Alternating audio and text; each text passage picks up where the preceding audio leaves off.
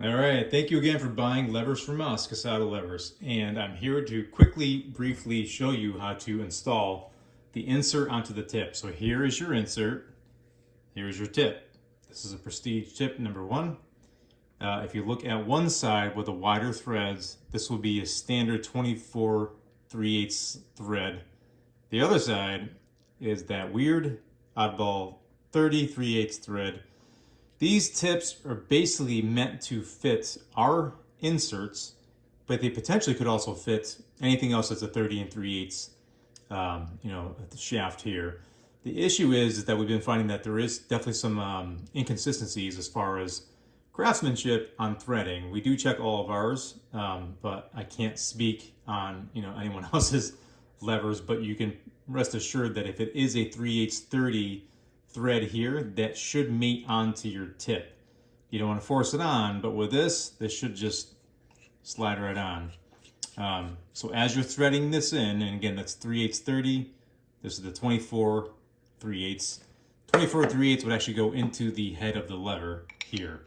So what I tell colleagues is you just turn these on by hand, and then all you want to do, once you have everything snug by hand, if you go over to your pin block on your first piano, I'm just using this as an example, you would put it on the pin, turn, you keep turning until you feel it snag, and that's all you have to do. The friction, everything else will torque right up on its own.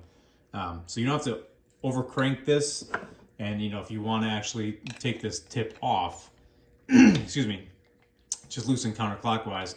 But the reason why I'm showing this demonstration is because I don't want, I'd rather not have technicians take this shaft tip tool, insert it into the tip, and really tighten it down as hard as they can. This is 41L 40 steel, which is extremely strong stuff, as is the tip here.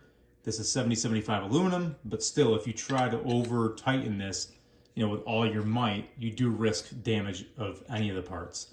So again, just put it on by hand, put it right on the tip, turn clockwise until you start to feel a snag. You can even just start tuning right away, but that will automatically snug everything up so you're good to go.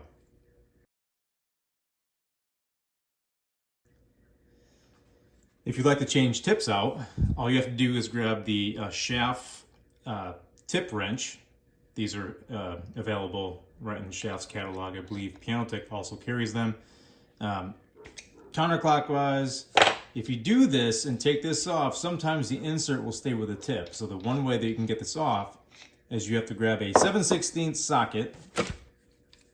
This guy here, this one has a see-through pass hole. Put it on the insert, and I'm just gonna put this in here and turn. Oops, and that's all you have to do. And that's it.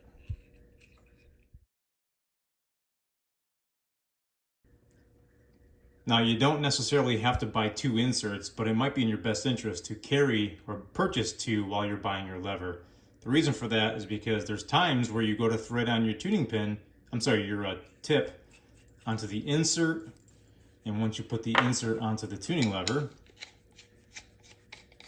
like this, and go to use your lever for the first time or however many times you use it, if you go to take off the tip because you don't like the size tip that you have, sometimes the insert will stay with the tip like this. So rather than using a 7/16 socket and taking this off, you can have a separate designated insert to go with, say, the number 2 Prestige tip. So you'd have two inserts, the number 1 Prestige tip and number 2.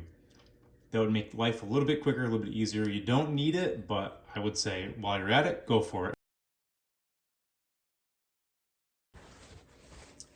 All right, if you want to clean your tuning lever, first off, this is a 2-part epoxy finish. It's very strong, very durable, but you can still get scratches against harder surfaces like metals, things like that. But if you want to clean it, the best thing to do is to get some water, just soap and water. This already has soap in there, but just spray it on a cloth. I love these shop towels. Basically, Scott shop towels or any soft cloth is all you need. Just go over it.